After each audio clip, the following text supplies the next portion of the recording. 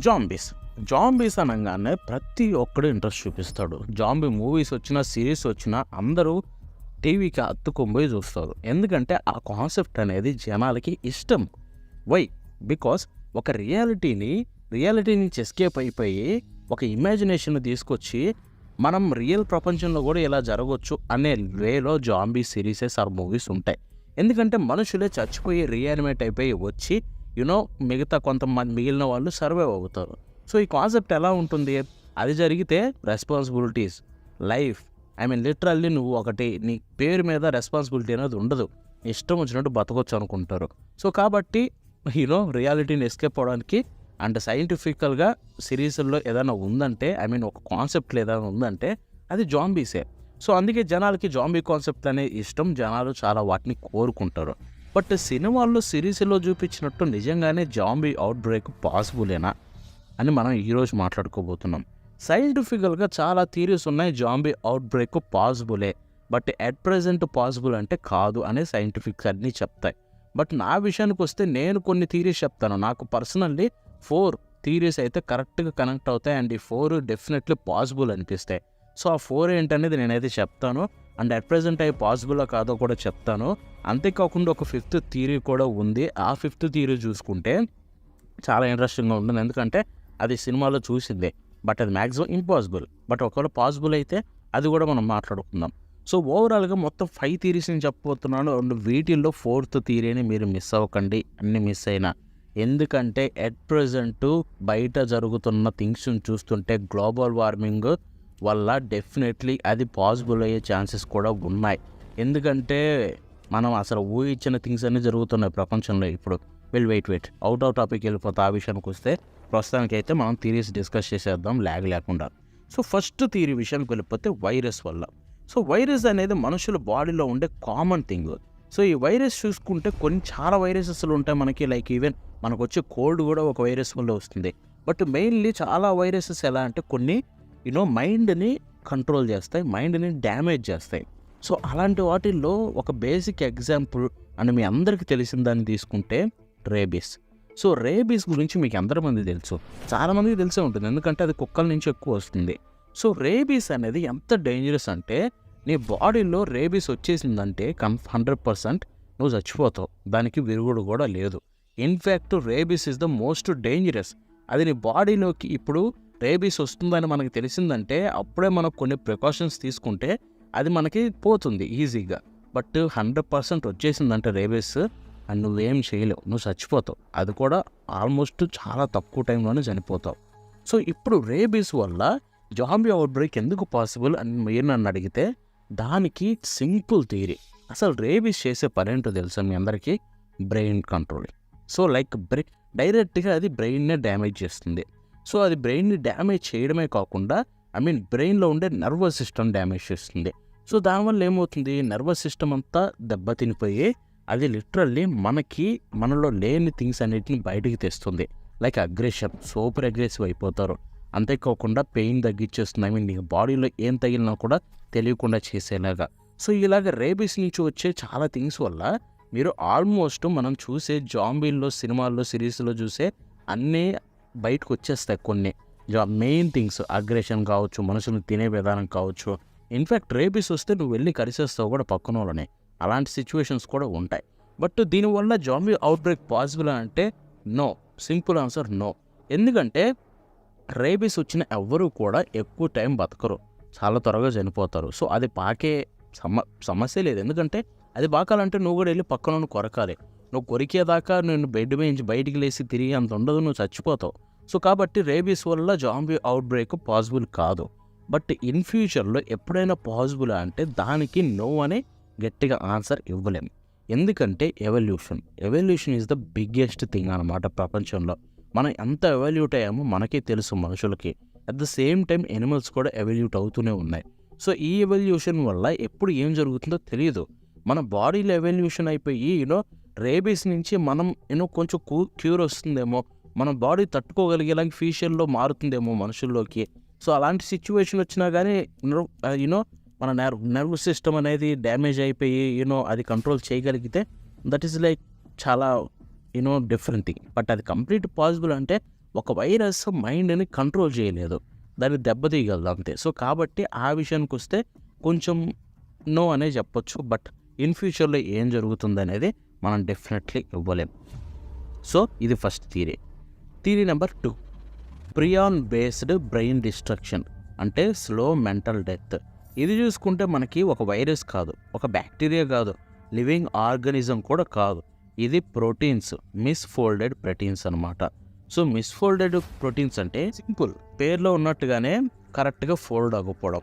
Like protein చూసుకుంటే అది function అయ్యే 3 డైమెన్షన్ స్పేస్లో షేప్లోకి మారకపోతే కనుక దాన్నే మిస్ఫోల్డెడ్ అని చెప్పి అంటారు. అండ్ అది చూసుకుంటే చాలా దారి అయితే తీస్తుంది. లైక్ ఇప్పుడు బ్రెయిన్లోకి ఎంటర్ అయితే కనుక న్యూరాన్స్ని అయితే స్పాంజ్ లాగా డెస్ట్రాయ్ చేసేస్తాయి.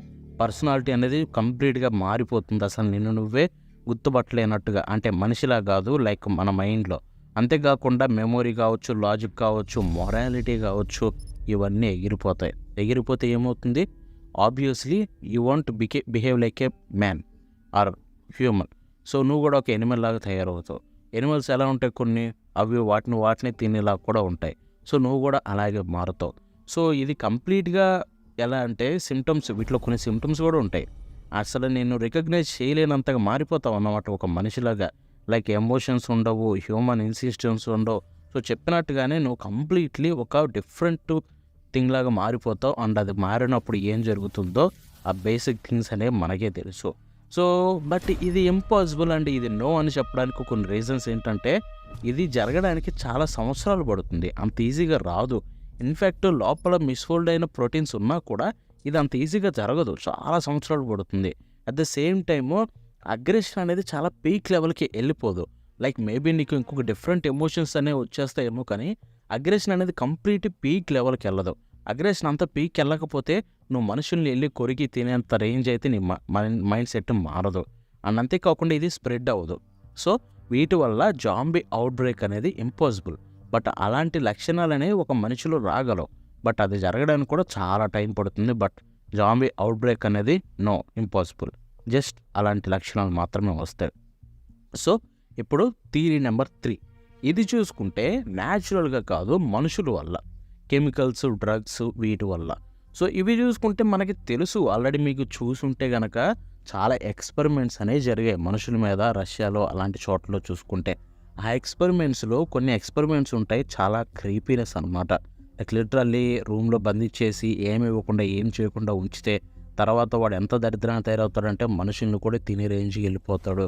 సో అలాంటి ఎక్స్పెరిమెంట్స్ బోర్డు ఉంటాయి. ఇక్కడ కెమికల్స్, డ్రగ్స్ని యూస్ చేసినవి కొన్ని ఎక్స్పెరిమెంట్స్ ఉంటాయి. లైక్ ఎలా అంటే కొన్ని స్ట్రాంగ్ కెమికల్స్, డ్రగ్స్ ఏదన్నా తీసుకున్నారంటే, మీరు బయట లైఫ్లో చూస్తే డ్రగ్స్ తీసుకున్న వాళ్ళు మనుషుల్లో బిహేవ్ చేస్తారా? కాదు కదా. అవే చాలా కొన్ని ఉంటాయన్నమాట మనిషికి కరెక్ట్గా పడకపోవడం, అంటే చాలా వివిధాలుగా ఎక్స్పెరిమెంట్ చేసి ఎవరైనా ఎక్కియడం కావచ్చు. సో ఎక్స్పెరిమెంట్స్లో అలాంటివి. వీటి వల్ల ఏమవుతుందంటే నీకు నీ బాడీలో ఉండే పెయిన్ ఏదైతే మనకి పెయిన్ కలిగించే ఉంటాయో అవి కంప్లీట్గా షట్ డౌన్ అయిపోతాయి. అప్పుడు ఏమవుతుంది, నీ గన్నుతో కాల్చిన, కత్తితో పొడిచినా నీకు పెయిన్ తెలియదు. సో జాంబీస్లో అదొకటి కదా. ఇంకొకటి అడ్రినలిన్ ఎక్స్ట్రీమ్ హై, అంటే నీ బాడీలో ఉండే అడ్రినలిన్ ఏదైతే ఉందో చాలా ఎక్స్ట్రీమ్కి వెళ్ళిపోతుంది. సో దానివల్ల ఏమవుతుంది, నువ్వు ఏం చేస్తున్నావో నీకే తెలీదు. అండ్ నీ బాడీ ఎంత సూపర్ పవర్ లాగా మారుతుందంటే అసలు ఒక మనిషి ఇది చేయగలడా అనే రేంజ్కి వెళ్తుంది, అది అంత ఎక్స్ట్రీమ్ వెళ్తే కనుక. అండ్ ఫియర్ రెస్పాన్స్ తగ్గిపోతుంది. డ్రగ్స్ వల్ల నీకు భయం అనేది ఉండదు. అండ్ లాజికల్గా థింక్ చేయడం ఆపేస్తావు, ఒక మనిషిలాగా బిహేవ్ చెయ్యం. సో దీనివల్ల ఏమవుతుందంటే ఆబ్వియస్లీ నీ మైండ్ స్టేట్ అనేది కంట్రోల్లో ఉండదు. సో దానివల్ల నువ్వు ఏం చేస్తావో నీకే తెలియదు. అండ్ మనిషి చేయకూడని థింగ్స్ అన్నీ చేస్తావు, which is like zombie. So కాబట్టి ఇది ఎక్స్ట్రీమ్ లెవెల్స్కి వెళ్తే కనుక ఇది చాలా దొరుకుతాయి. ఇది చాలా ఉన్నాయి కూడా బయట ఎక్స్పెరిమెంట్ చేసినవి. అండ్ ఇది కంప్లీట్ పర్మనెంట్ ఉంటుందా అంటే నో, టెంపరీ. ఎందుకంటే నీకు తీసుకొచ్చేసి ఒక ఎనర్సీసే ఇచ్చి కొన్ని ఎక్కువ స్ట్రాంగ్ డోస్ ఇస్తే నువ్వు పడిపోతావు. సో ఇది టెంపరీ అనమాట. ఇదేమి ఇన్ఫెక్షన్ అయిపోయి లైక్ కంట్రోల్ అయిపోయి లైక్ బ్రెయిన్లోకి వెళ్ళి కంట్రోల్ చేస్తే అవన్నీ ఉండవు. జస్ట్ నీకు జాంబీ లాగా ఆ బిహేవియర్ అనేది క్రియేట్ అవుతుంది దీనివల్ల. సో ఇప్పటివరకు చెప్పిన 3 థియరీస్ కూడా చూసుకుంటే సింపుల్గా పెద్ద హెవీగా స్ప్రెడ్ అయ్యాయి కావు, జాంబీ అవుట్ బ్రేక్ కలిగించేంత థింగ్స్ కాదు. బట్ జాంబీ లైక్ బిహేవియర్ అయితే క్రియేట్ చేస్తాయి మనుషుల్లో, అవి కూడా షార్ట్ టర్మ్ వరకు. సో ఇప్పుడు మనం ద మెయిన్ థియరీలోకి వెళ్ళబోతున్నాం, which is zombie outbreak అయితే గనక ఇదే 100% పాసిబుల్ అవుట్కమ్ దీంతోటే అవ్వాలి. అవుతాయి కూడా. మేబీ ఇప్పుడు కాకపోవచ్చు, ఎప్పుడైనా అవ్వచ్చు మనం చేసే థింగ్స్ వల్ల, గ్లోబల్ వార్మింగ్ వల్ల. సో అవి చూసుకుంటే the most dangerous theory parasite mind control. Yes, real life human example కూడా చూపిస్తా దీని గురించి. సో ఇప్పుడు అసలు ఇంపార్టెంట్ పార్ట్, నేచర్లో పారాసైట్స్ ఎన్నో ఉన్నాయి. ఐ మీన్ ఎన్నో పారాసైట్స్, అవి కూడా ఒక లివింగ్ థింగ్సే. మనలాగా మనం మనుషులు ఎలాగ బతుకుతున్నామో పారాసైట్స్ కూడా లివింగ్ థింగ్సే. సో అవి చూసుకుంటే బ్రెయిన్ని కంట్రోల్ చేస్తాయి. సో ఇవి మీకు పారాసైట్స్ గురించి తెలిసే ఉంటుంది కదా, బేసిక్ కాన్సెప్ట్ అనేది. పారాసైట్ అంటే ఏంటి, ఒక వేరే వాళ్ళ బాడీలోకి వెళ్ళి వాళ్ళ బ్రెయిన్ కంట్రోల్ తీసుకొని అవి బతుకుతాయి అన్నమాట. సో కైండ్ ఆఫ్ థింగ్ ఇదే సింపుల్గా చెప్పాలంటే. యాక్చువల్గా వీటి విషయానికి వెళ్ళిపోతే చాలానే ఉన్నాయి బయట పారాసైట్స్. లైక్ క్యాట్స్లో ఉంటాయి, మనుషుల్లో కూడా ఉంటాయి. మీకు తెలియకపోయింటే మనుషుల్లో చూసుకుంటే అవి సైలెంట్గా బతుకుతాయి అన్నమాట. మన మీద ఉండే న్యూట్రియంట్స్ తీసుకొని ఆ లైఫ్ అనేది అది బతుకుతూ ఉంటాయి. సో అలాంటివి. బట్ వీటిలో మనం ఒక ఎగ్జాంపుల్ మాట్లాడుకుందాం, ఫంగీ. సో ఫంగీ గురించి మీకు ఎంతమందికి తెలుసు? సో ఇవి చూసుకుంటే యాక్చువల్గా రియాలిటీలో నిజంగానే అది కంట్రోల్ చేసింది మైండ్ని. అది కూడా చూసుకుంటే యాంట్స్కి. సో ఏవైతే చీమలు ఉంటాయో కొన్ని చీమల్లో ఫంగీ అనేది ఆ చీమల ఒక బ్రెయిన్లోకి వెళ్ళి వాటిని కంట్రోల్ చేసింది. ముందుకెళ్ళమని చెప్పి, అది చేయమని చెప్పి, ఇది చేయమని చెప్పి. ఇవి చూసుకుంటే సైంటిస్టులు ప్రూఫ్లు కూడా చేశారు. సో ఇవి చూసుకుంటే ఫంగీస్ అనేవి కంట్రోల్ చేయగలవు యాక్చువల్గా యాంట్ బాడీస్ని చూసుకుంటే. బట్ అవి చిన్న పార్ట్లు కాబట్టి ఓకే. సో అవి మనుషుల్ని కంట్రోల్ చేయగలగవు అంటే ప్రస్తుతానికి నో. ఎందుకంటే అవి మన బాడీలో ఉండే టెంపరేచర్ని సర్వైవ్ అవ్వలేవు. లైక్ మన బాడీ టెంపరేచర్స్ చాలానే ఉంటాయి, 30+, 37, 38 ఇలాగా. సో ఇన్ కేసు ఈ ఫంగీ అనేది ఎవాల్వ్ అయ్యి మన బాడీలో ఉండే 37 degreesని కంట్రోల్ చేసుకోగలిగితే కనుక, మన బ్రెయిన్కి రీచ్ అయితే కనుక ఇది డెఫినెట్లీ మనల్ని కంట్రోల్ చేస్తుంది. ఎస్, ఫంగీ అనేది అదే పారాసైట్. సో ఇవి చూసుకుంటే పక్కన వాటి మీద ఆధారపడి బతికేవి. సో కాబట్టి వీటికి ఒక ఆలోచన శక్తి వచ్చి మనల్ని కంట్రోల్ చేయగలిగితే అవి చేసే ఫస్ట్ పని ఏంటో తెలుసా? Group behaviour. అంటే అవి చూసుకుంటే కలిసి ఉండాలని కోరుకుంటాయి. సో అలాంటప్పుడు ఏం చేస్తాయి? వెంటనే వెళ్ళి వాటి లైఫ్ ఏదైతే ఫంగీ మనల్ని కంట్రోల్ చేస్తుందో అది వెళ్ళి అలాంటి వాటిని ఇంకా ఎక్కువ క్రియేట్ చేయాలని చెప్పి వెళ్ళి కరవడం కావచ్చు, దీన్ని స్ప్రెడ్ చేయడం కావచ్చు మొదలు పెడుతుంది. అండ్ ఫంగీ అనేది యాక్చువల్గా మనకి ఎయిర్లో కూడా ఎయిర్లో కూడా పాస్ అవ్వగలదు. సో అంత డేంజరస్. బట్ ప్రస్తుతానికి చూసుకుంటే ఇది మనుషుల బాడీలో కూడా ఉంటుంది. మీకు చూసుకుంటే ఫంగీ అనేది అంత పెద్ద మ్యాటరే కాదు అట్ ప్రజెంట్. ఎందుకంటే లైక్ ప్రతి ఒక్క మనిషి బాడీలో ఉండొచ్చు, లైక్ మీ ప్రైవేట్ పార్ట్స్లో ఉండొచ్చు, ఆర్ ఎక్కడైనా ఉండొచ్చు. సో ఇవి చూసుకుంటే లిటరల్లీ యాంట్స్నే కంట్రోల్ చేస్తున్నాయి.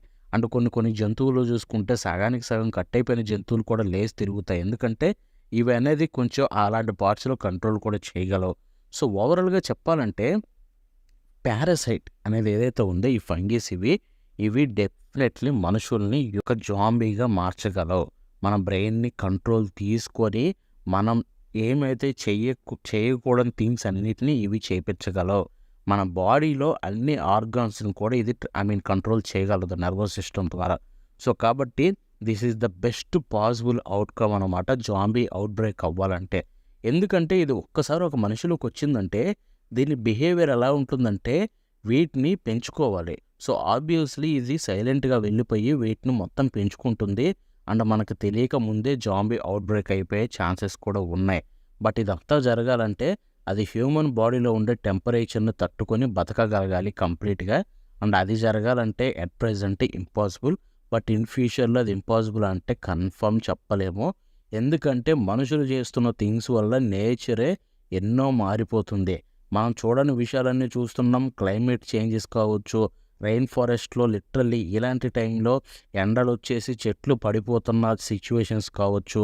Global warming is not a joke thing. Global warming అనేది ఐ థింక్ ఆల్రెడీ స్టార్ట్ అయింది.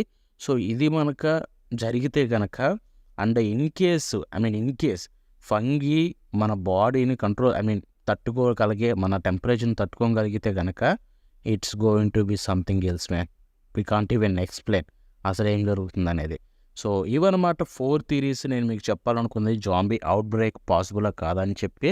సో ఈ థీరీస్ మీకు నచ్చితే కనుక అండ్ ఇప్పటి వరకు మీరు వచ్చి ఉంటే కనుక ఒక లైకు, షేరు ఏదో ఒకటి చేసి మనకి మీ సపోర్ట్ అయితే చూపించండి.